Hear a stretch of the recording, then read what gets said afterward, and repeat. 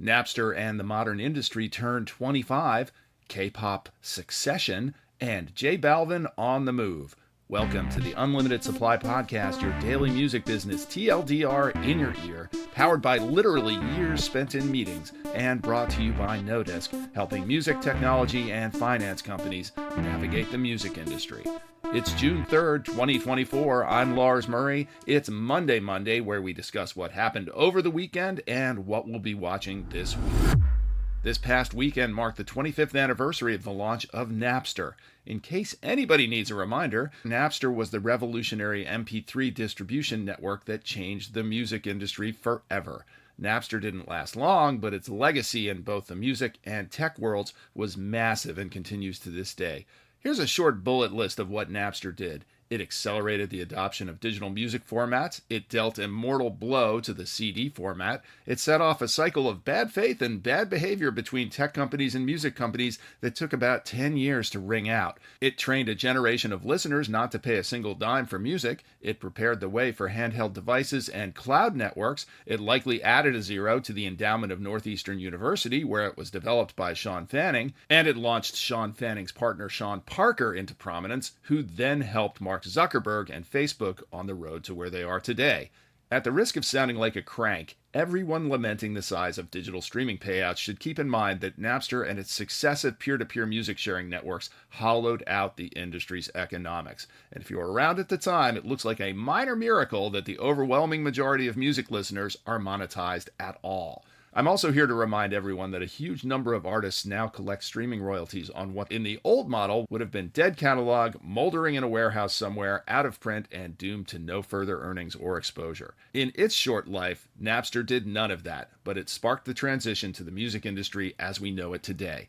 And for those of us who can legitimately say to music industry 20-somethings, "Kid, I've got Napster t-shirts older than you," it doesn't seem that long. Perhaps because the pace of change in the industry that Napster unleashed is now so rapid and entrenched. In any case, to repeat, Napster changed everything, and that change reverberates to this day. If you have any thoughts you'd like to share on this anniversary, hit me up. The new look Interscope Capitol Music Group pulled off a big win last week, signing J Balvin away from sister label Universal Music Latino. Must have been some interesting internal wrangling there. Regardless, it's always a good idea for a new regime to plant a stake in the ground with a big signing, or even better, a big hit. And J Balvin looks like a pretty good bet to do both. He's technically signed out of the Interscope Capitol Miami office, but he's a Capitol artist under Tom March, who in turn is under the purview of UMG West Coast head John Janik. Another story to watch is over at Sony. Sony Music Chairman Rob Stringer, while addressing Sony's internal meetings last week, called for adding a user payment option to the ad-supported tiers of music DSPs, including Spotify. This would echo Amazon Prime Video's recent move to add advertisements to its paid tiers, which Netflix seems likely to institute as well. It's not exactly clear how this would be done, as eliminating a free tier entirely seems unlikely and even perhaps unwise, given that music services, unlike video services, don't have differentiated offerings. This could potentially hobble the top-of-funnel value of free tiers. Story is at Music Ally. For a couple of weeks, we've been covering the real-life succession-worthy plotline going on between Korean music siblings Hybe and Adore. At the end of the week, there were a couple of new twists in this ongoing soap opera. In case you missed it, a few weeks back, Hybe got wind that Adore CEO Hee-jin was plotting to spin Adore out of Hybe, which owns 80% of Adore, and take Adore's flagship act, New Jeans, with her. Hybe literally called the cops and accused her of, quote, breach of trust in court. In Thursday's second most high-profile court action, the court ruled that Hybe couldn't move to have Min removed as Adore CEO, and then on Friday, Min retrenched and extended an olive branch to Hybe, expressing a hope that the two parties might patch things up and move on. Story of the court action is in Music Business Worldwide, and Min's olive branch story is at DMN.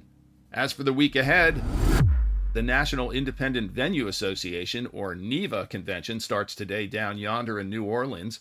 I imagine it will be a sedate affair. That's for those of the attendees who favor sedatives. Otherwise, it sounds like a raucous hoedown, considering the smorgasbord of indulgences and temptations available in the host city, and a congregation of independent music venue owners, operators, and staff. Of course, there will also be serious discussion of the seemingly infinite challenges of running an independent venue.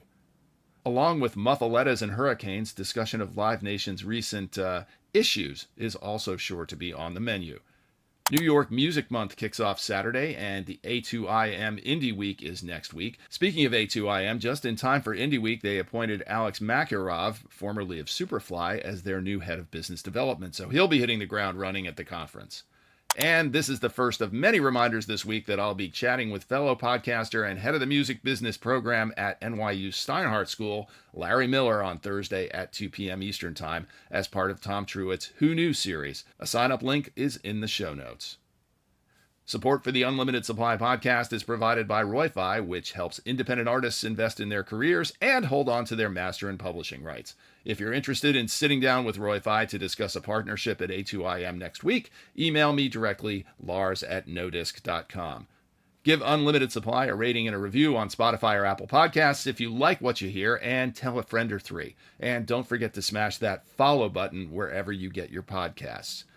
Links to what we discussed on the show are in the show notes, and you can hit me up on LinkedIn or email me at lars@nodisc.com to tell us what you think about the show, to feed us info, to feed us lunch, to challenge us on our dubious assertions, and to tell us what we're missing out on. I'm Lars Murray, and remember, in this business, no conflict means no interest.